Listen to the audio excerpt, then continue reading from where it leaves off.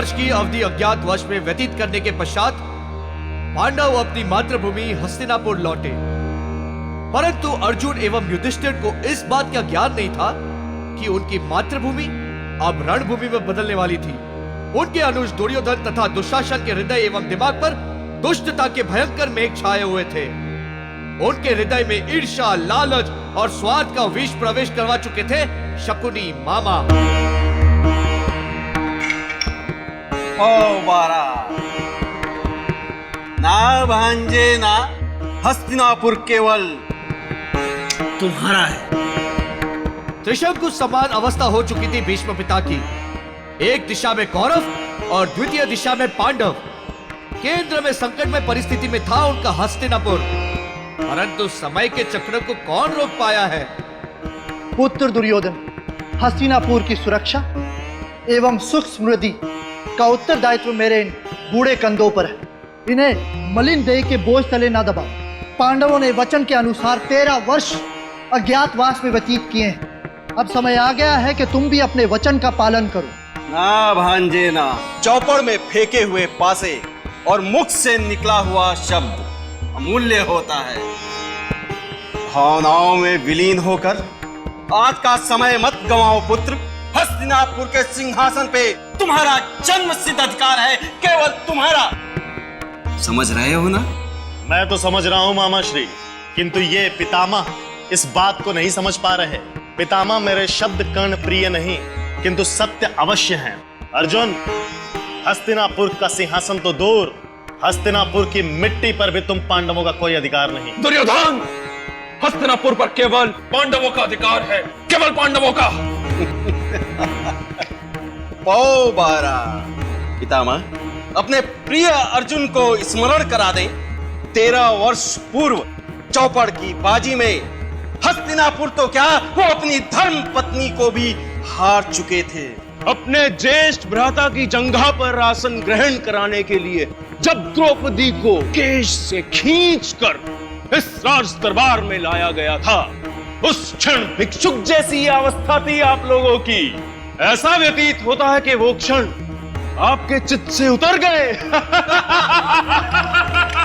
दुर्योधन, तुम तो ऐसे कठोर हृदय के नाते ये अवश्य किसी मलिन विचारधारा वाले व्यक्ति की संगत का असर है।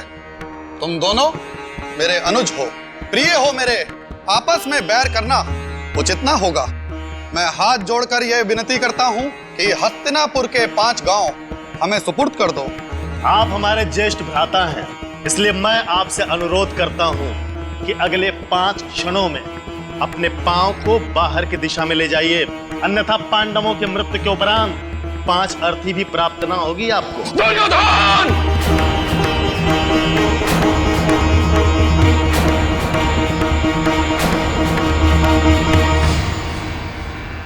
अर्जुन को तो गुस्सा आ गया पापा, अब क्या होगा? अब युद्ध होगा, युद्ध, वहां युद्ध। तुम अपनी सीमा पार करके अपनी मृत्यु को न्योता दे रहे हो। ना अर्जुन ना, अपने क्रोध पर संयम रखो। नहीं भ्राताश्री, नहीं, ये समय संयम रखने का नहीं है, आक्रमण करने का है। आप केवल अनुमति दीजिए। सुनो द्रोणाचार्य के प्रिय शिष्य अर्जुन, तुम अपने ये बाण और अपने भ्राताओं के साथ मुझसे युद्ध करोगे। तुम्हारे पास सेना का बल अवश्य है दुर्योधन, किंतु मेरे पास आत्मबल है। तुम्हारी मृत्यु तो निश्चित है, निश्चित। कार ने तुम्हारी बुद्धि को भ्रष्ट कर दिया। नाश काल विपरीत बुद्धि। युद्ध, युद्ध, युद्ध, आक्रमण! तत्पश्चात हस्तिनापुर की धरती पर कटौता के बीज बोए गए और शत्रुता की फसल काटी गई। अतः श्री महाभारत कथा।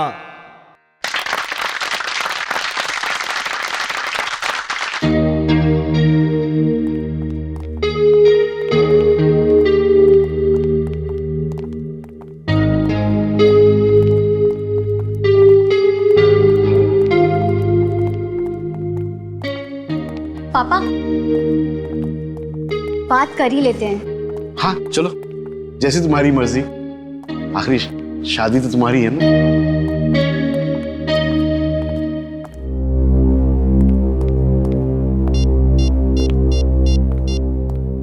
हेलो जी, नमस्ते सेठ जी, मुड्डू बोल रहा हूँ। सॉरी मैं आपका फोन उठा नहीं पाया। मेरा शो चल रहा था। हाँ हाँ सेठ जी, हम क्यों नहीं आएंगे? अरे सेठ जी, आपसे 1 लाख रुपए एडवांस ले चुके हैं, शो में क्यों नहीं पहुंचेंगे? समय अनुसार हम सब लोग सीरकपुर पहुंच जाएंगे। बस आपसे एक विनती है सेठ जी, आप मेरे कलाकारों के लिए वहां पर खाने पीने और रहने की व्यवस्था अच्छे ढंग से कर दीजिएगा। ओके सेठ जी। जी जी नमस्ते, नमस्कार। अरे दिवाकर जी, आप नमस्कार। नमस्कार नमस्कार। आप मुझे जानते हैं? भला आपको कौन नहीं जानता, केशवर तालुका के आप इतने जाने माने जमींदार हैं। चलिए अच्छी बात है। मैंने आपका नाटक देखा, बहुत पसंद आया। पहली बार रंगमंच पर महाभारत की कथा का मैंने नाट्य रूपांतर देखा, दिल खुश हो गया। जी बहुत बहुत धन्यवाद। बच्चों की मेहनत रंग ला रही है। आप बताइए मैं क्या कर सकता हूँ, क्या सेवा करूँ आपके लिए? ये मेरी बेटी शालिनी है। नमस्ते। परसों इसकी शादी है। ये तो बड़ी खुशी की बात है। और इसी खुशी को दुगनी करने के लिए मैं चाहता हूँ कि आप अपनी मंडली के साथ इसकी शादी में आए और इसी नाटक का एक प्रस्तुति दें। शादी में महाभारत? क्यों, कोई समस्या है? नहीं नहीं दिवाकर जी, समस्या की कोई बात नहीं। दिवाकर जी, हम लोग तो कलाकार हैं, लोग हमें जहाँ बुलाते हैं हम चले जाते हैं। दरअसल शादियों में संगीत संध्या या डीजे इस तरह के प्रोग्राम होते हैं। तो महाभारत सुनकर मैं थोड़ा सा आश्चर्य हो गया। भाई, मैं जमीन से जुड़ा जमींदार हूँ, संस्कृति से मुझे बहुत लगाव है। खैर, पैसों की बात कर ले। जी, ट्रैवलिंग वगैरह के साथ हम 2 लाख रुपए चार्ज करते हैं, बाकी आपको जैसा देना है आप सोच लीजिए। चलिए ठीक है, 2 लाख में तय हुआ। मैं शाम को आपके गेस्ट हाउस में 25,000 पेशगी के तौर पे भेज दूंगा। चलता हूँ। धन्यवाद। चलो बेटे। हाँ संजीव, अरे यार कमाल हो गया। अभी यहाँ के बहुत बड़े जमींदार दिवाकर जी मुझसे मिलने आए थे। अरे हमें एक और शो मिल गया है, मुबारक हो। और सब लोग ठीक ठाक है ना वहां पर?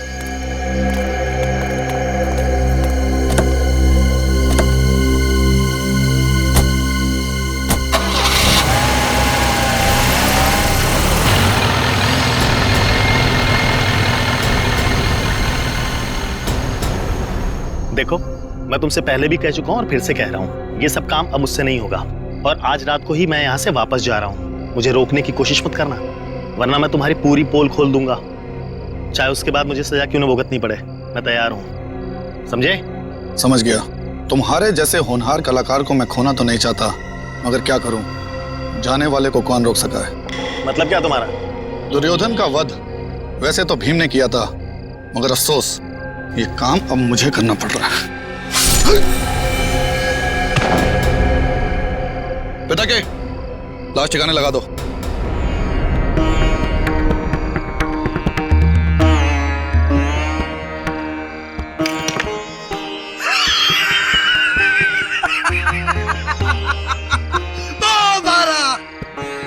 भांजे मेरे पास है, मुझे बता रहे हैं कि पांडवों की समक्ष धन संपत्ति पर अब तुम्हारा वर्चस्व होगा।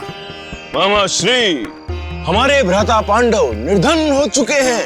ऐसा प्रतीत होता है कि अब दांव पे लगाने को इनके पास कुछ भी शेष नहीं रह गया।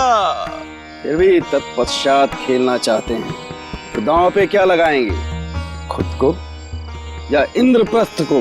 दुशासन, यदि तुमने इंद्रप्रस्थ का उल्लेख भी किया तो परिणाम बहुत भयंकर हो सकते हैं। बल का प्रयोग हम भी भली भांति जानते हैं अर्जुन। शांत भांजे शांत, क्रोध केवल बुद्धि को नष्ट कर देता है। पांडव परिस्थिति वश विचलित हो गए हैं, इन्हें क्षमा कर दो। युधिष्ठिर पुत्र, यदि तुम चौपड़ के खेल को छोड़कर जाना चाहो तो तुम अवश्य जा सकते हो, किंतु यदि तुम हारे हुए राजपाट को पुनः प्राप्त करना चाहते हो तो तुम इंद्रप्रस्थ को दांव पर लगा सकते हो। एक दावा पुनः राजपाट तुम्हारा पांडवों का हो जाएगा। नहीं भ्राता श्री, नहीं, इंद्रप्रस्थ को हम कदापि दांव पर नहीं लगा सकते। हमारे पास कोई और विकल्प है भी नहीं अनुज। हमारे अधिकार और संपत्ति पर पुनः अधिकार प्राप्त करने के लिए एक दाव और खेलना होगा। चौपड़ का यह खेल पुनः आरंभ किया जाए। इस बार दाव पर क्या लगाओगे पुत्र युधिष्ठिर? दाव पे मैं इंद्रप्रस्थ लगाता हूँ।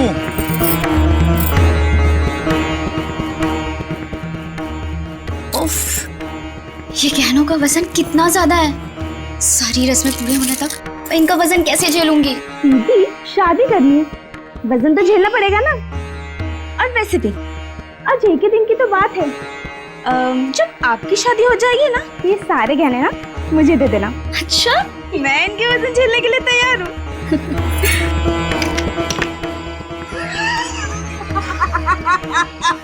तो बारा हम जीते पाएंगे। इंद्रप्रस्थ भी गया, अब दांव पे क्या लगाएंगे भ्राता से? द्रौपदी को। दुशासन!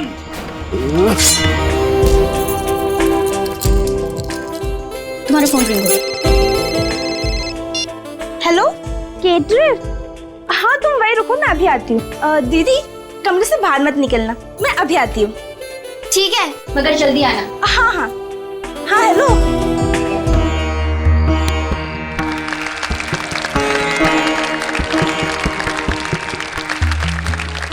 क्या बात है दिवाकर, अतिथियों का स्वागत इस तरीके से करेंगे? जी बिल्कुल, वेशभूषा, लाइट, सेटिंग सब कुछ एकदम परफेक्ट है।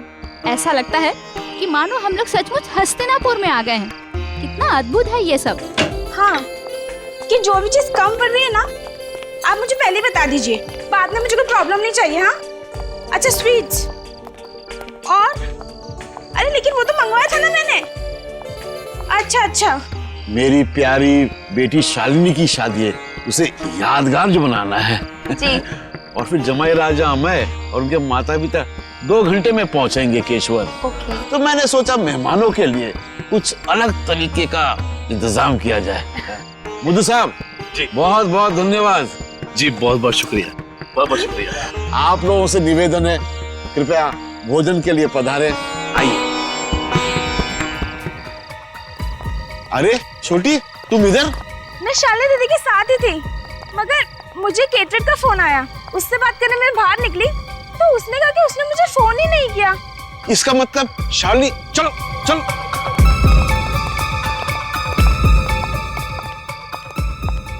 चलो चलो देखते हैं कहीं कुछ हो तो नहीं गया। शालिनी,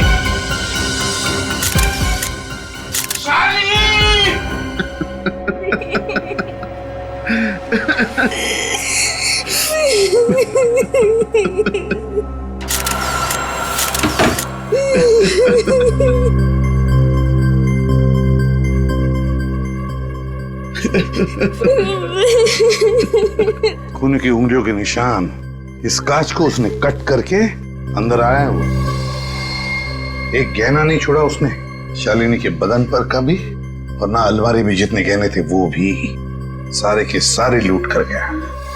सर खूनी पूरी प्लानिंग के साथ आया था। आश्रया, मौका देख के उसने ये सब किया है। जैसे उसने देखा कि सारे बाराती वहां मंडप में थे शादी के, और ये शालिनी बेचारी अकेली थी, बस उसने अपना काम कर लिया। लेकिन सर शालिनी के गले पर ये जो निशान है, ये निशान कैसे बना? ये तो बड़ा अजीब सा निशान।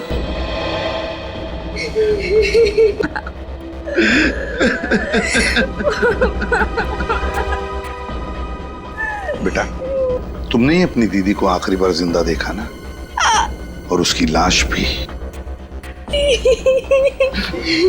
उनको पैसे और गहने चाहिए था तो मुझसे मांग लेता, मेरी जान ले लेता था। मेरी मासूम बच्ची को क्यों मार डाला? मेरी बेटी ने उस खूनी का क्या बिगाड़ा था? दिवाकर जी, मैं आपसे वादा करता हूँ कि जिसने भी ये किया है ना, उसे हम ढूंढ निकालेंगे, छोड़ेंगे नहीं उसे, कड़ी से कड़ी सजा दिलाएंगे।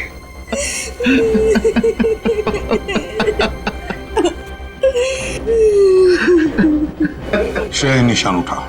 लेकिन सर एक बात समझ में नहीं आ रही है। क्या? ना कोई हाथापाई हुई, ना किसी हथियार का इस्तेमाल किया गया, फिर शालिनी के गले पर ये निशान कैसे बना?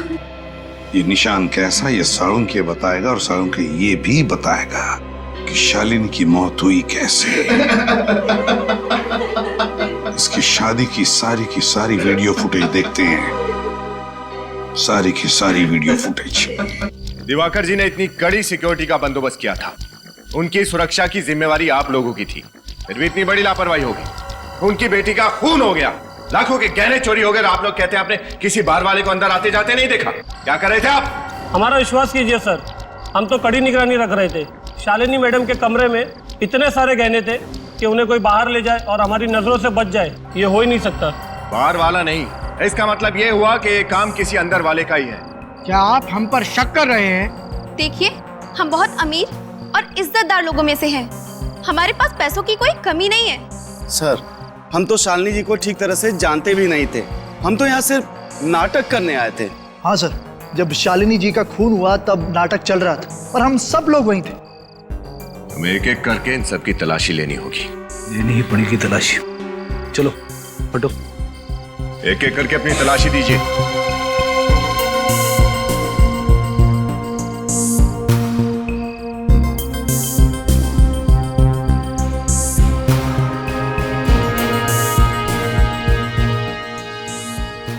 हाथ नीचे, सीधे खड़े, पर्स दिखाइए।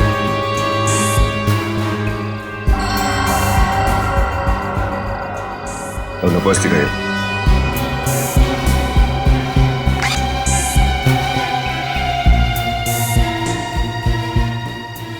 किसी के पास भी कुछ नहीं है। ये गहने गए कहाँ? शालिनी का खून किसने किया? मामला उलझता ही जा रहा है। सीआईडी वाले तहकीकात करने आए हुए हैं। अब सुबह तक यही इंतजार करना होगा।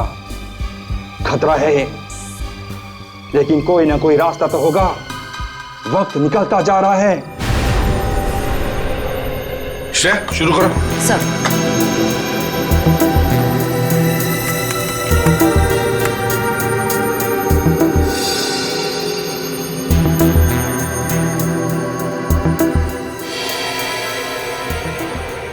बहुत धूमधाम से की है शादी दिवाकर ने अपनी बेटी की।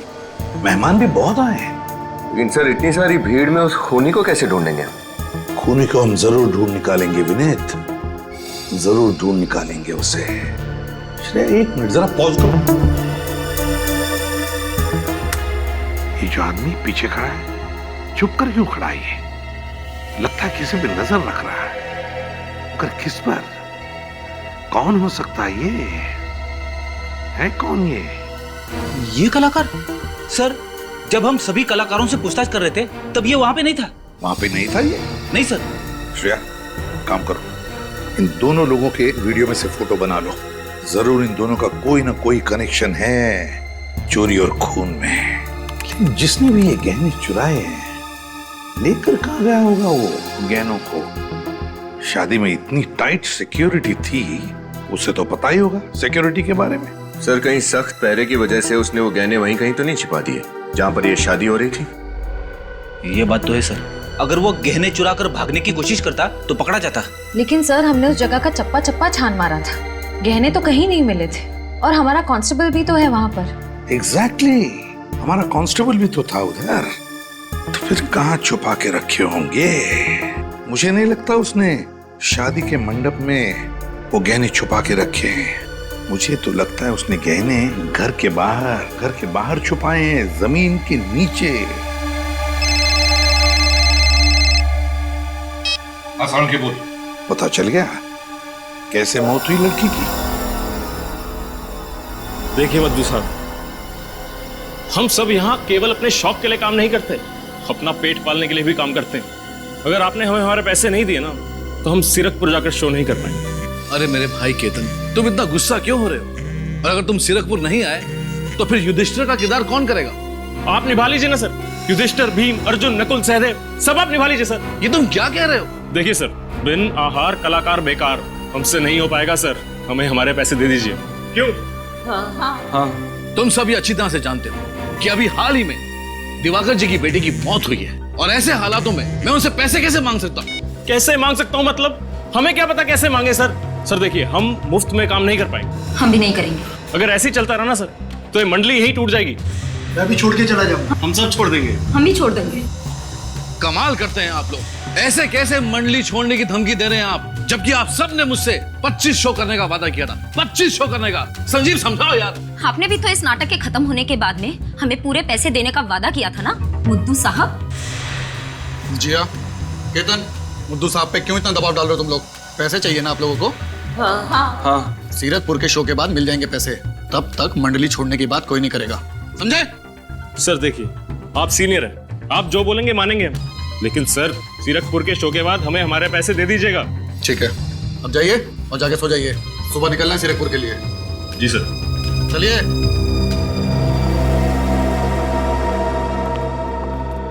थैंक यू संजीव, ये सब लोग सिर्फ तुम्हारी बात सुनते हैं। आज के बाद तुम ही इन सबको संभालो। और हाँ, उस दिनेश को भी पता नहीं बिना बताए वो कहाँ गायब हो गया। कोशिश कर रहा हूं मैं। जाओ तुम भी सो जाओ। Good night. Good night.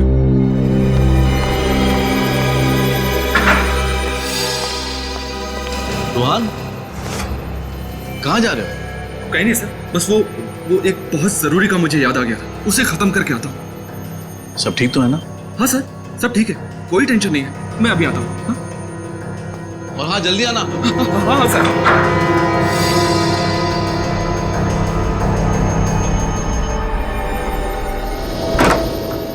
Solanki, क्या पता चला इसकी मौत के बारे में?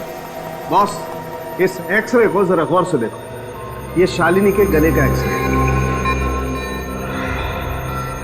सोलंकी, यार यहाँ पर क्या है ये? कुछ तो है इधर। एग्जैक्टली। इसके गले पर चोट लगी जिसकी वजह से इसके गले के आसपास की मांसपेशियां फट गई। सर, सिर्फ गला घुटने की वजह से किसी इंसान की ऐसी हालत हो सकती है? नहीं, सिर्फ गला घोटने की वजह से नहीं, कुछ और ही चक्कर है ना? बिल्कुल बॉस, इसके गले पर एक हल्की सी चोट का निशान है। इसी जगह पर इसके कंठ पर खूनी ने वार किया, जिसकी वजह से इसकी नस दब गई और कुछ ही सेकंड में इसकी मौत हो गई। तो क्या सर खूनी ने इसके गले पर मुक्का मारा या किसी भारी चीज से वार किया? नहीं श्रेया, अगर खूनी ने इसके गले पर किसी भारी चीज से या किसी नुकीली चीज से वार किया होता बॉस, तो इसका गला बुरी तरह से कट जाता, बहुत बड़ा जख्म बन जाता। लेकिन यहाँ इसके गले पर तो ऐसा कुछ नहीं। सोलंकी, अब पहेलियां बुझाना बंद कर और बता क्या हुआ है। ठीक, बताता हूँ क्या हुआ। ये रूमाल, इस रूमाल की वजह से इस शालिनी की मौत हुई। रुमाल से? हाँ सर, रुमाल से कैसे किसी का खून हो सकता है? मैं बताता हूँ कैसे हो सकती है। इस रूमाल पे मैंने पत्थर रख दिया और इसे ऐसे बंद करके जोर से घुमाया। इतनी जोर से घुमाया कि इसके अंदर की चीज सीधी जाकर के सामने वाले के कंठ पर लगी। इतनी जोर से कि उसके गले की नस दब गई। नस दब जाने की वजह से उसके दिमाग में ऑक्सीजन का पहुंचना बंद हो गया और ऑक्सीजन की कमी की वजह से उसकी मौत हो गई। यही सब कुछ हुआ इस शालिनी के साथ। बस ये एक बहुत पुरानी तरकीब है जिसका इस्तेमाल चोर किया करते थे किसी की हत्या करने के लिए। कमाल है सर, ना खून खराबा ना कोई हाथापाई और एक ही पल में इंसान की मौत। खून करने का पुराने जमाने का तरीका नए जमाने में। खूनी चाकू से वार कर सकता था, गोली चला सकता था, पर उसने इतनी पुरानी तरकीब का इस्तेमाल किया, क्यों? कोई तो वजह जरूर है श्रेया, कोई तो वजह जरूर है। सोलंकी, उन उंगलियों के निशानों के बारे में क्या पता चला जिन पर खून लगा हुआ था? एक मिनट बॉस, ये जो निशान है दरअसल ये खून नहीं है। खून के निशान नहीं है? नहीं, मतलब ये सिंदूर है। ये निशान सिंदूर के हैं? तो क्या खूनी हाथों पर सिंदूर लगा के गया था खून करने के लिए? सर, हो सकता है कि खूनी कोई औरत हो, क्योंकि कोई आदमी भला अपने हाथों पर सिंदूर क्यों लगाएगा? लगाएगा, कोई आदमी अपने हाथों पर सिंदूर जरूर लगाएगा। याद करो वो वीडियो, शालिनी की शादी का वीडियो।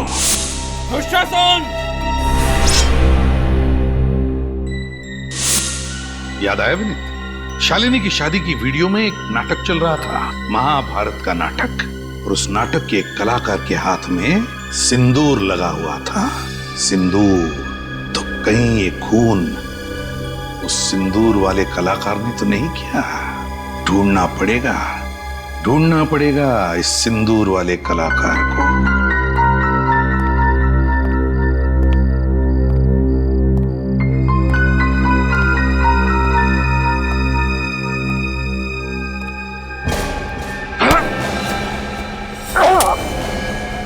माफ कीजिए कांस्टेबल साहब, लगी तो नहीं?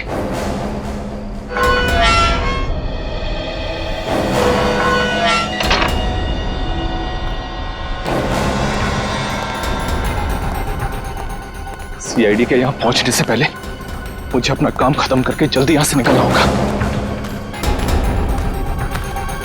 ये रहा।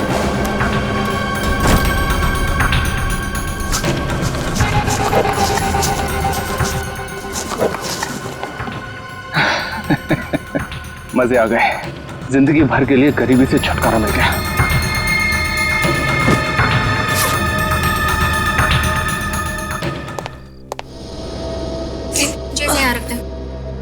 भाई अलीना, सब तैयार है? हाँ, सब तैयार है। गाड़ी भी आते ही होगी हमें ले जाने के लिए। 9 बजे तक पहुंच जाएंगे हम लोग। संजीव, अरे यार संजीव, बचा ले मुझे यार। क्या हुआ? अरे वो रूहान एन वक्त पे वो हमारे साथ ऐसे कैसे कर सकता है? अरे ठीक से बताइए ना मुद्दू साहब, क्या किया रूहान ने? ब्लड प्रेशर बढ़ा दिया मेरा। उसकी हिम्मत तो देखो, सुबह 5 बजे मुझे फोन करके बोलता है कि मुद्दू साहब बस अब मैं जा रहा हूँ, वापस कभी नहीं आऊंगा। भला ये कोई बात हुई? मतलब ये कि रूहान ने भी हमारी नाटक मंडली छोड़ दी? हाँ संजीव, ये सब क्या हो रहा है?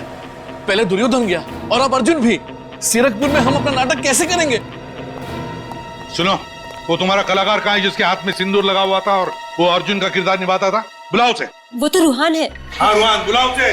कैसे बुलाएं उसे सर? हम उसे नहीं बुला सकते। नहीं बुला सकते क्या मतलब? बुलाइए उसे। सर, क्योंकि वो नाटक मंडली छोड़कर जा चुका है। क्या कहा? तुम्हारा ग्रुप छोड़कर चला गया? वो चला नहीं गया है, भाग गया है। वो समझे, भाग गया। सर, लगता है इस रूहान ने ही शालिनी का खून किया है और उसके गहने भी चुराए। रूहान का कमरा कहाँ है? आइए सर, ये कमरा है रोहन का। अच्छा, ये रोहन का कमरा है? जी सर। उसका कोई रूम पार्टनर था क्या? कोई रहता था उसके साथ इस कमरे में? कोई नहीं सर, रोहन यहाँ पर अकेले रहता था। रोहन अकेले ही रहता था? ठीक है, कमरे को अच्छी तरह से छान मारो, एक एक कोना। विनीत, इस बाथरूम चेक करो। Yes sir.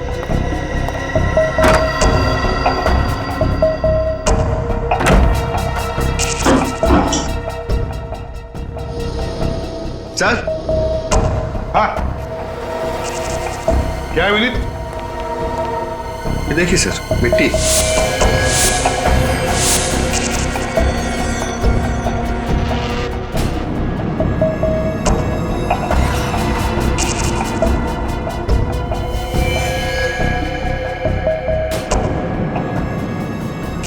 मिट्टी का पानी? ये क्या? ये तो कीचड़ है। बेसिन में तो पानी है ही नहीं। क्या बीच में पानी गया था क्या? जी सर, थोड़ी देर के लिए बंद था। पानी बंद हुआ था, इसका मतलब है रूहान बाहर से आया था, शायद गार्डन में से, हाथ पैर धोने के लिए। गार्डन में से मतलब समझ गए तुम लोग? यस सर, एक बात तो पक्की है, रूहान ने वो गहने वहीं बागीचे में छिपाए हैं। हाँ, बगीचे में, जमीन के नीचे। लेकिन अब तक वो गहने ले नहीं जा सका होगा। हमारा कांस्टेबल जो तैनात है वहां पर।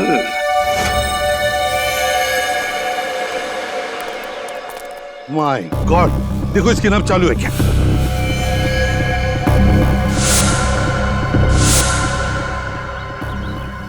जिंदा है सर। एम्बुलेंस बुलाओ जल्दी।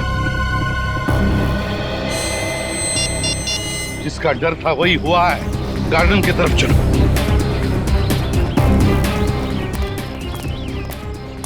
देखो कहीं पर कुछ गड़बड़ लगती है क्या?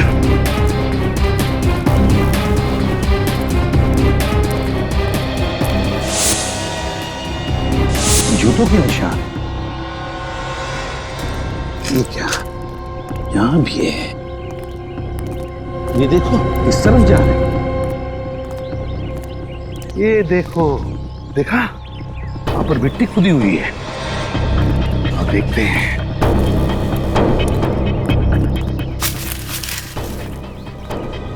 ये देखो, मिट्टी खुदी हुई है। मतलब रूहान ने गहने यहीं पर छुपा के रखे थे, यहीं पर। फिर गहने उठाए और भाग गया, हमारे कांस्टेबल को बेहोश करके। ये देखो क्या चमक रहा है जरा। ये कुछ नहीं।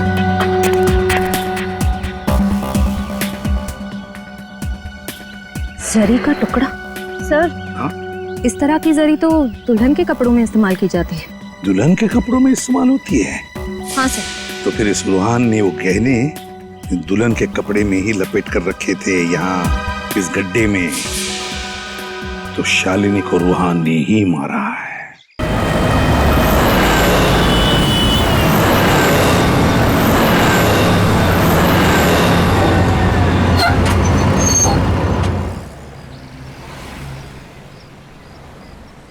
चलो भाई, पहुंच गए सीरकपुर। और ये रहा हमारा डाक बंगला। आ जाओ भाई सब लोग। मुद्दू साहब, पता नहीं हमारी नाटक मंडली को किसकी बुरी नजर लग गई है। ये दिनेश अचानक गायब हो गया और ये रूहान, चोरी और कत्ल का इल्जाम है उस पर। सीआईडी भी ढूंढ रही है। क्या होगा हमारे नाटक का? अब किसी ने सपने में भी तो नहीं सोचा था ना कि रूहान एक अपराधी निकलेगा। देखो भाई, केशवर में जो कुछ हुआ उसे भूल के अपने काम पे ध्यान दो। रात गई बात गई। लेकिन हाँ संजीव भाई, आज रात में जो 7 बजे का शो है उसका क्या होगा? तो क्या होगा? लाइट, साउंड और स्टेज की जिम्मेदारी हमारी है और उसे हम अच्छे से निभाएंगे। क्यों? और जगह भी चेक कराएंगे। लेकिन हाँ मुद्दू साहब, बतौर मैनेजर की जिम्मेदारी तो आपको अच्छे से निभाइए। मुद्दू साहब, एक ही कलाकार क्या अर्जुन भी बनेगा और शकुनी भी? नहीं, अपने साथ साथ आप हमारा भी मुंह काला कराएंगे। कम से कम कलाकार का तो इंतजाम करके दीजिए। अरे यार, संजीव कलाकार है, कोई भाजी तरकारी नहीं कि मार्केट गए और पाव किलो और किलो के हिसाब से ले आए। मैं कोशिश कर रहा हूँ ना यार। चल आओ सब आओ। सर, इस किट्टू पाने वाले को पूछ के देते हैं, शायद इसे कुछ पता हो। जी कहिए साहब, हमारा ही नाम किट्टू है। हम लोग सीआईडी से हैं। सीआईडी? हाँ सीआईडी। इस फोटो को ध्यान से देखो और बताओ, इस आदमी को देखा है कहीं? इसका नाम रूहान है। इसे आखिरी बार नीले रंग की पैंट और हरे रंग की कमीज में देखा गया था। तो बताओ, क्या तुमने इस आदमी को देखा है? क्या तुम जानते हो इसे? हाँ साहब, इस आदमी को कैसे नहीं पहचानूंगा मैं, जानता हूँ मैं इसे। कहाँ देखा? साहब आज ही देखा है। कितने बजे? आज सुबह ही, यही कोई लगभग 9 बजे आया था साहब। 9 बजे? जी हाँ, 9 बजे। तुम्हें तो पता ही होगा ना, तुम्हारे यहाँ के जमींदार दिवाकर जी की बेटी का खून हुआ। जी हाँ, मुझे मालूम है। तो हमें इस आदमी पर शक है कि उनकी बेटी का खून इसने किया है। इस आदमी ने खून किया है? हाँ। क्या तुमने इसे अकेले ही देखा है या फिर इसके साथ कोई और भी था? नहीं साहब, वो तो अकेला ही था। और क्या बता सकते हो इस आदमी के बारे में? हाँ साहब, उसने मुझसे पूछा था कि केशवर बस स्टॉप से सबसे पहली बस कितने बजे निकलेगी। केशवर बस स्टॉप, पहली बस? इतने सारे लोग तुम्हारे यहाँ पर आते होंगे खरीदारी करने के लिए, ये रूहानी तुम्हारे दिमाग में कैसे बैठ गया? याद कैसे नहीं रहेगा साहब, वो आदमी बहुत ही अजीब था। मतलब? देखिए साहब, उसकी वजह से मेरे यहाँ पे चोट भी लगी है। ये चोट कैसे लगी तुम्हें? क्या उसने तुम्हें मारा था? नहीं साहब, मारा तो नहीं था। तो फिर कैसे लगी? जब आखिरी बार आया तब। ये लो साहब। अरे ऐसे क्या चिल्ला रहे हो? हाथ पे लगा है, गर्दन पे नहीं लगा है। अगर गर्दन पे लगता ना तो तुम्हारी मौत भी हो सकती थी। ये तो बहुत ही खतरनाक है। 15 मिनट में बस स्टॉप से पहली बस मिल जाएगी आपको। ठीक 6 बजे निकलती है बस। हाँ हाँ, शुक्रिया शुक्रिया, जा रहा हूँ। और हाँ, शुक्र मनाओ कि जा रहा हूँ, वापस लौट के नहीं आऊंगा, वरना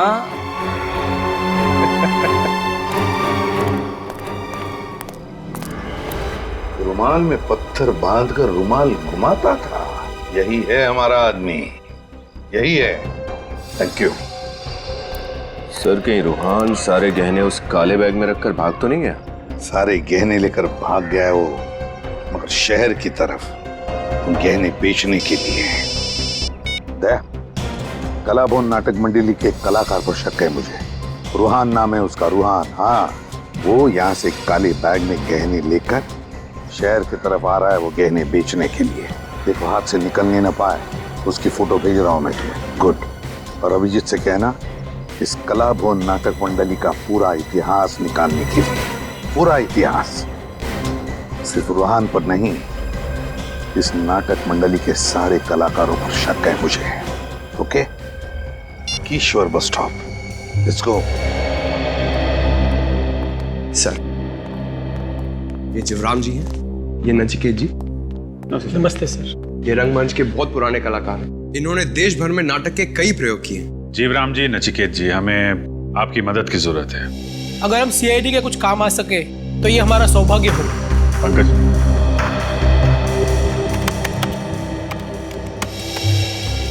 आप लोग ये फोटो देखिए, इसके बारे में क्या जानते हैं आप लोग?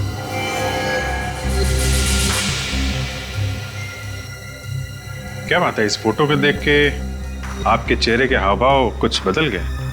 आप लोगों के चेहरे देखकर ऐसा लग रहा है कि आप इस नाटक मंडली के बारे में कोई गहरा राज जानते हैं। बताइए क्या जानते हैं आप? जी, कला भवन रंगमंच की बहुत पुरानी संस्था है। ये तो हम भी जानते हैं जीवराम जी। आप हमें ये बताइए कि आप ऐसा क्या जानते हैं इस मंडली के बारे में जिसे देख के आपके चेहरे का रंग उड़ गया। सर, हमारे नाट्य जगत का सुहाना काल चल रहा था, तब इस कला भवन के कलाकारों ने उस पर ग्रहण लगा दिया। कलाकारों ने ग्रहण लगा दिया? वो कैसे? जी, कलाकारों के रूप में बहरूपिये थे, बहरूपिये। कलाकारों के बेस में ये चोरों की टोली थी। ये क्या कह रहे हैं आप? कला भवन के कलाकार चोर थे? जी साहब। अच्छा, ये लोग सिर्फ छोटे शहरों में ही अपने शिकार करते थे या फिर बड़े शहरों में भी जाते थे? सर, सिर्फ छोटे शहरों में। और उनकी एक खासियत थी, वो नींद में लोगों का खून करते थे और उनके जेवर और पैसे लेकर गायब हो जाते थे। तो फिर ये लोग कभी पकड़े कैसे नहीं गए? पता नहीं साहब, हर बार बच जाते थे। और उस जमाने में ज्यादा पाबंदियां भी तो नहीं थी। उस जमाने में? ये कितने साल पहले की बात कर रहे हैं आप? जी, हम 1890 की बात कर रहे हैं। 1890? कला भवन नाट्य संस्था का आरंभ 1890 में हुआ था। तब उसमें सिर्फ 5 लोग थे। धीरे धीरे संख्या बढ़कर 15 की हो गई। कुछ सालों तक चोरी करने के बाद अचानक एक दिन ये टोली गायब हो गई और फिर 1995 में फिर से कुछ कलाकारों ने मिलकर इसी नाम से संस्था शुरू की। लेकिन सर, आप कला भवन के बारे में इतने सारे सवाल क्यों पूछ रहे हैं सर? नचिकेत जी, कला भवन के कलाकारों ने कला भवन की घिनौनी कला फिर से दिखानी शुरू कर दी है। फिर से शुरू कर दी? जी हाँ। कल एक शादी में नाटक के दौरान उन्होंने दुल्हन का खून कर दिया और उसके गहने लूट लिए। आप दोनों एक बात बताइए, कला भवन के इतिहास के बारे में आपको इतनी सारी जानकारी कहाँ से मिली? नाट्य संग्रहालय में से। उसमें सभी जानी मानी संस्थाओं की जानकारी दर्ज की जाती है। दिवाकर जी की बेटी का खून और चोरी का तरीका उन्हें संग्रहालय से मिला होगा। सर, मुझे नहीं लगता ये मुमकिन है। क्यों? सर, क्योंकि वो संग्रहालय तो कई साल पहले बंद हो चुका है। सर, नाट्य संग्रहालय के बंद होने के बावजूद इन अपराधियों को लूटपाट और खून करने के तरीके के बारे में जानकारी कहाँ से हासिल हुई? जानकारी तो कहीं ना कहीं से निकाल ली होगी निखिल, लेकिन मुद्दे की बात यह है कि 1890 में कला भवन के कलाकारों ने खून करना और लूटपाट करना शुरू किया था और उन्हीं से प्रेरणा लेके कला भवन की इस नई टोली के किसी कलाकार ने शालिनी का खून कर दिया है। सुनिए। बोलो भाई। जरा अपनी मुंडी ऊपर करोगे? हम लोग सीआईडी से। इस आदमी को देखिए, क्या इसे आपने देखा है यहाँ बस स्टैंड पे? चेहरा कैसे याद रहेगा साहब? इस काउंटर पर इतने लोग आते हैं, कैसे याद हो सकता है? अच्छा एक बात बताओ, यहाँ से जितनी भी बसें जाती हैं सुबह 9 बजे, क्या वो वापस लौटी है? देख के बताता हूँ साहब। लॉन्ग रूट की 4 बसों को छोड़कर सारी बसें आ चुकी हैं। ये जो बस आ रही है, क्या वो भी यहाँ से 9 बजे गई थी? हाँ साहब, ये 9 बजे गई थी। एक राउंड पूरा करके अभी आई। Thank you.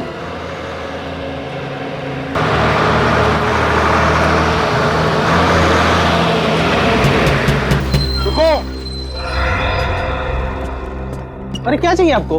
कौन है आप लोग? हम लोग सीआईडी से। एक बात बताओ, इस आदमी को जानते हो? जी साहब। साहब, ये तो वही आदमी है जो उस लड़की के साथ था। लड़की? कौन लड़की? कुछ बता सकते हो उसके बारे में? हाँ साहब। साहब, उसने लाल रंग की स्कर्ट पहनी हुई थी, व्हाइट शर्ट, बड़ा सा चश्मा लगाया हुआ था, स्कार्फ और पाँव में लंबी एड़ी वाला सैंडल था साहब, जैसे वो शहर की लड़कियां पहनती है ना साहब, वैसा। और क्या बता सकते हो? साहब, हम जब यहाँ पर पहुंचे तब तो ये लड़की यहाँ अकेली खड़ी हुई थी, शायद इसी आदमी का इंतजार कर रही थी। बाद में जब बस यहाँ से निकलने लगी तो ये आदमी यहाँ भागता हुआ आया। ये दोनों एक दूसरे को देखकर मुस्कुराए, फिर हमारी बस में चढ़ गए। अच्छा, और उतरे कहाँ? साहब, वेलापुर स्टॉप पे उतरे थे 11 बजे। वेलापुर 11 बजे? मतलब ये रूहान वेलापुर गया है। वेलापुर। घड़ी आ चुकी थी संबंधों के प्रलय की। निश्चित करना था दानवीर करण को कि वो किसका समर्थक बने, अपने परम मित्र एवं संरक्षक दुर्योधन का या अपने सौतेले भ्राता पांडवों का।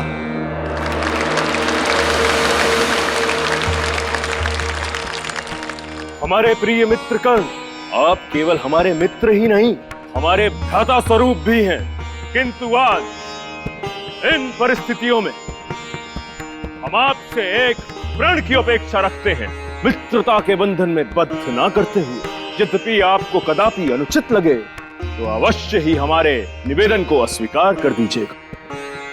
प्रण ही नहीं, यदि प्राण भी मांगोगे तो कर्ण के कदम लड़खड़ाएंगे नहीं। सखा दुर्योधन, हमें आभास है कि आपकी मंशा क्या है। मैं सूत पुत्र कर्ण वचनबद्ध होता हूं कि महाभारत के युद्ध में जिस समय तक मेरे शरीर में श्वास रहेगी, शत्रु की तलवार आपके शरीर से रक्त की एक बूंद भी निकाल न सकेगी।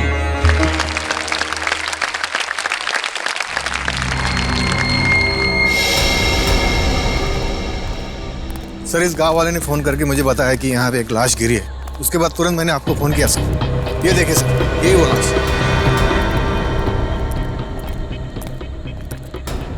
माय गॉड, पलटाओ इसे।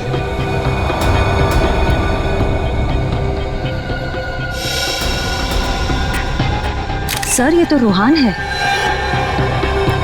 अरे बैग खोलो।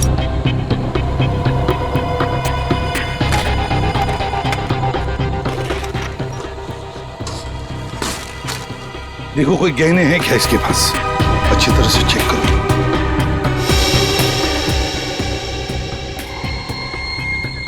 नहीं सर, इसकी जेब में भी कुछ नहीं।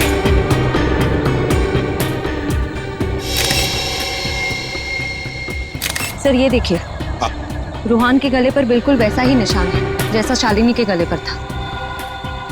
सर वो काला बैग भी कहीं नजर नहीं आ रहा है। वही तो, काला बैग भी नहीं, गहनों का नामो निशान नहीं।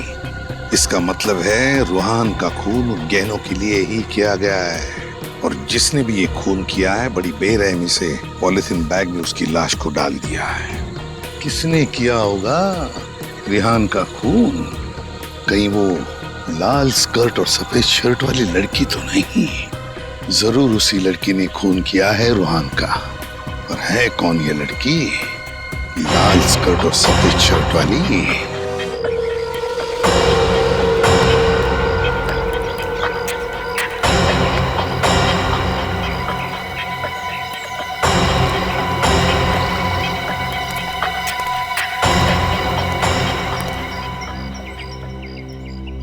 सर। हाँ विनय। सर, रूहान की लाश को फोरेंसिक लैब भिजवा दिया सर। गुड। सर, हाँ, आसपास कहीं पे सुराग या सबूत भी तो नहीं है। अब कैसे पता चलेगा कि रूहान का खून किसने किया है? सुराग और सबूत नहीं मिला तो क्या हुआ फ्रेडी? गवाह तो हैं, लोगों की गिनती भी बढ़ गई है। किसी ने तो देखा होगा रूहान को और उस लड़की को। कौन सी लड़की सर? जिस लड़की की हम बात कर रहे हैं उसने लाल रंग की स्कर्ट पहनी हुई थी, सफेद रंग की कमीज, एक काला चश्मा लगाया हुआ था और स्कार्फ ओढ़ा हुआ था। मैंने नहीं देखा सर। मैंने देखा था साहब। साहब जैसा हुलिया आप बता रहे हैं वैसे हुलिया वाली लड़की को मैंने देखा था। कहाँ देखा था उसे? मेरी चाय की दुकान के सामने एक बस स्टॉप है, वहां पे देखा था साहब।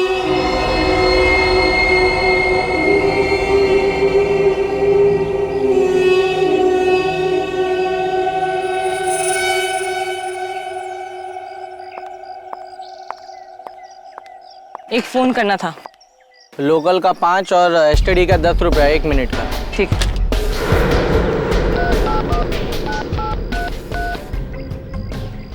मेम साहब आपके पास मोबाइल है और आप यहाँ से फ़ोन कर रहे हो? तो अपना काम से काम रखो। हेलो, हाँ मैं बोल रही हूँ। मुझे माल मिल गया, मैं वेला पुल से निकल के 2 घंटे में पहुँच जाऊँगी। ये लो, छुट्टा देने की जरूरत नहीं है। अजीब लड़की है।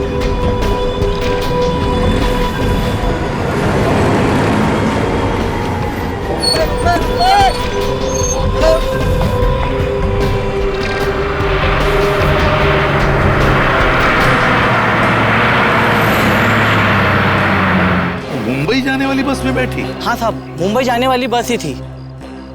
यही लड़की है, इसी ने रूहान का खून किया है, इसी लड़की ने। फोन पे माल की बात कर रही थी, इसका मतलब वो गहने भी उसी के पास है। लेकिन एक बात समझ में नहीं आई सर। क्या? यहाँ से मुंबई का रास्ता करीब 4 घंटे का है, लेकिन उसने फोन पर कहा कि वो 2 घंटे में पहुंच रही है। अच्छा, मुंबई 4 घंटे की दूरी पर, और उसने फोन पर कहा कि वो 2 घंटे में पहुंच जाएगी। फ्रेडी, पता लगाओ यहाँ से मतलब वेलापुर से 2 घंटे की आसपास कितने शहर या गांव है, जल्दी। Yes sir. अच्छा, हमें तुम्हारी मदद चाहिए। तुम्हें उस लड़की के बारे में जो कुछ भी याद है, वो दिखती कैसे, वो हमें बताओ, हम उसका चेहरा बना देंगे। हाँ, मदद करोगे? जी साहब। और एक बात बताओ, जब वो फोन पर बात कर रही थी तब वो कुछ लिख रही थी ना कागज पर? तो क्या तुमने देखा वो क्या लिख रही थी? सर वो कागज पर कुछ फूल बना रही थी। फूल बना रही थी? Okay thanks sir. हाँ, वेलापुर से 2 घंटे पे सिरखपुर है। सिरखपुर? क्या फ्रेडी, क्या कहा तुमने? सिरखपुर? हाँ सर। सिरखपुर? अरे यही तो वो जगह है जहां पर इस नाटक मंडली का अगला शो है, कला भवन नाटक मंडली का। सिरखपुर। मगर सर अगर ये लड़की सिरखपुर जाने वाली थी तो उसने मुंबई जाने वाली बस क्यों ली? यही तो, ये लड़की बड़ी खड़बड़ है, बड़ी चालाक है। इसे पकड़ने के लिए जाल रचना पड़ेगा। कला भवन नाटक मंडली का नाटक महाभारत। महाभारत